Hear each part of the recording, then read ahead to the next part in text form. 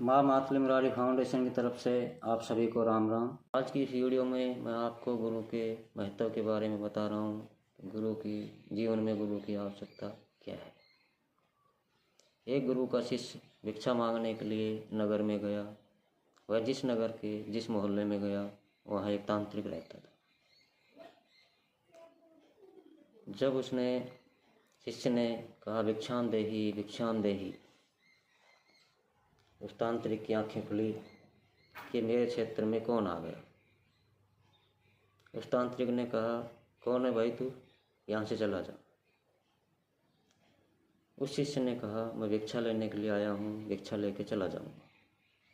तांत्रिक ने कहा, ये क्षेत्र मेरा है, यहाँ पे कोई भिक्षा उक्षा नहीं होगी। शिष्य भी गुरु पे विश्वास रखने वाला था, बोला भिक्षा लिए बगैर मैं यहाँ से नहीं जाऊँगा। उस तांत्रिक को गुस्सा आया और बोला, आज रात को तेरी मौत हो जाएगी। सारे गली मोहल्ले वाले इकट्ठे हो गए। वो सब लोग उस तांत्रिक को जानते थे कि तंत्र विद्या में बहुत पहुंचा हुआ है, यह इस बच्चे को मार ही देगा। सभी लोग उससे डरते थे। शिष्य भी परेशान होकर वापस चला गया, क्योंकि जब वह भिक्षा लेने वाले को मार सकता है तो भिक्षा देने वाले को क्यों नहीं, भिक्षा दे कौन। जब वह गुरु के पास पहुंचा, गुरुजी मुस्कुरा के बोले, ले आया भिक्षा।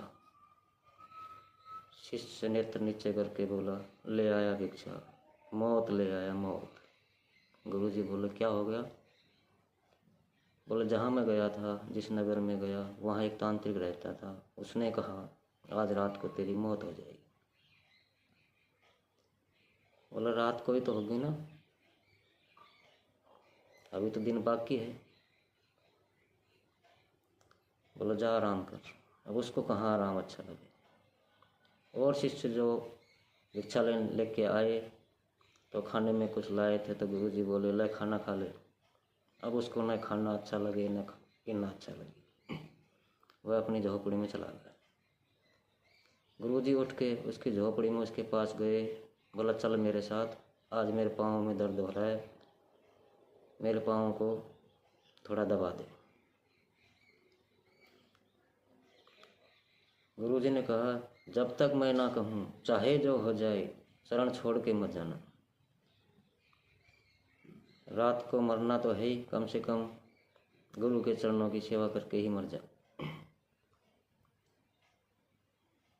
वह शिष्य चरण दबाता रहा। गुरुजी चद्दर ओढ़ के सो गए।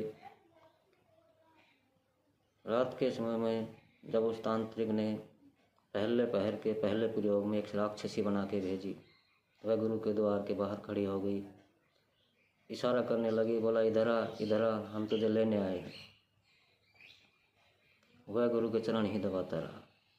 पहले पहर का पहला प्रयोग विफल रहा। दूसरा पहर में दूसरा प्रयोग एक आग का गोला बना के भेजा, जो गुरु के द्वार के बाहर ही जाके रुक गया, और वह शिष्य अब गुरु के चरण दबाता रहा। तीसरे पहर के तीसरे प्रयोग में यमराज के दूतों को भेजा। दूत भी द्वार के बाहर खड़े हो गए और कहने लगे, इधर आ, हम तुझे लेने आए हैं, इधर आ। शिष्य को जाने की फुर्सत ही कहाँ थी, वह गुरु सेवा में लीन था। चौथे पहर के चौथे प्रयोग में उस तांत्रिक ने उसकी माँ का रूप बना के भेजा। माँ द्वार के बाहर खड़ी हो गई और बोले, बेटा इधर आ, सारे दिन गुरु के पास रहता है, मैं तुझे लेने आई हूँ। उसने माता को वहीं से प्रणाम किया और बोला, गुरु ने मना किया है, गुरु की आज्ञा लेके ही माँ से मिलूंगा। चौथे पहर का चौथा प्रयोग भी विफल हो गया। सूर्य उदय के पूर्व जब गुरु की आँख खुली तो गुरुजी बोले, सारी रात पाँव ही दबा रहा था। गुरुजी, आपने ही तो कहा था तू जिंदा है, अभी तो रात को मरने वाला था। जब उस शिष्य को रात की सारी घटना याद आई कि गुरु ने क्यों चरण पकड़ने के लिए कहा था, आज से पहले गुरु ने कभी चरण सेवा नहीं करवाई, तब उसे रात की सारी बात याद आई कि गुरु ने चरण पकड़ने के लिए क्यों कहा था कि चरण छोड़ के मत जाना।